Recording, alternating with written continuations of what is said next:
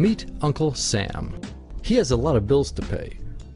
Almost $4 trillion worth every year.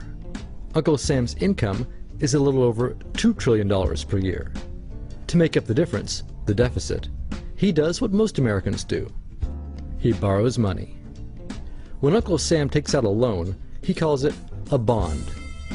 Bonds can be held by banks, investors, or even foreign governments. Uncle Sam has to promise to pay interest on these bonds, just as you do on any loan you take out. Ever think about paying your mortgage with your credit card? That's exactly what Uncle Sam does. He takes out new loans, new bonds, so that he can make payments on the old ones. All those loans, and especially all that interest, adds up. Right now, Uncle Sam owes about $14 trillion. To put that in perspective, 14 trillion is about the same as the national GDP, the total value of all the goods and services produced by the American economy in an entire year. It's such a huge amount of money that Uncle Sam is starting to run out of people to borrow from, and he's having trouble just paying the interest on his loans. The obvious solution would be to either cut spending or increase taxes. But if he cuts spending, the people that he's spending money on would complain that they don't have money to spend, and that he was hurting the economy.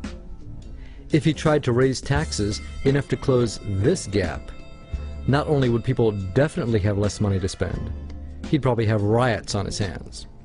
So Uncle Sam chooses the easy way to make money. Just make it. He calls up the Federal Reserve, which is our central bank, and, like magic, dollars are created and deposited in banks all around America.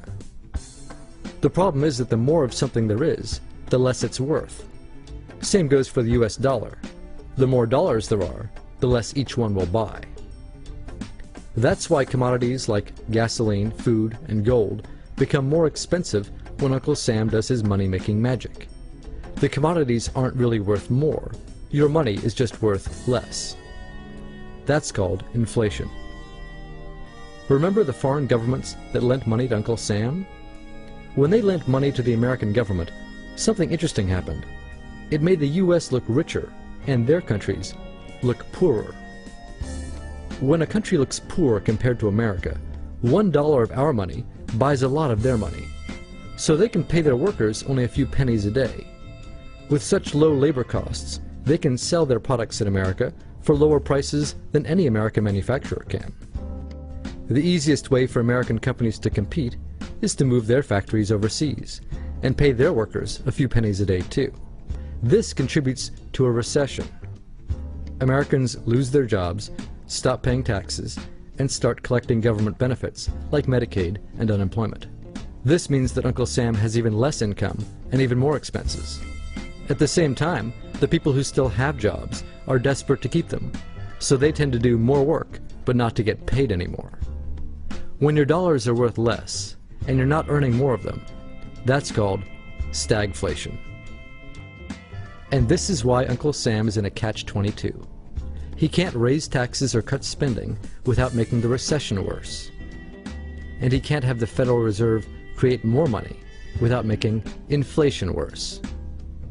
For now, he can keep borrowing money, but since he can't even pay the interest on the loans he already has, it just makes his inevitable bankruptcy even worse. Whether it's in 2 months or 2 years, the day will come when Uncle Sam can no longer pay his bills. When that happens, the banks, investors, and foreign governments who are counting on that money won't be able to pay their bills. You see, just like Uncle Sam, governments, banks, and corporations don't actually have much money.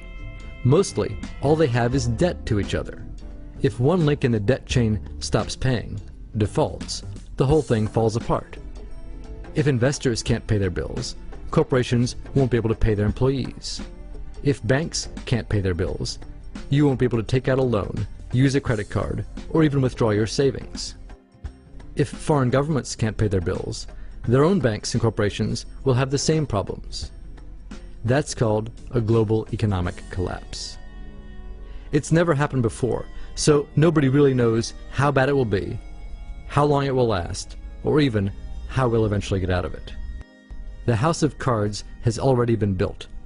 There's no painless way to dismantle it now. All we can do is to educate each other about what's actually going on, and to prepare for what may be very extraordinary circumstances.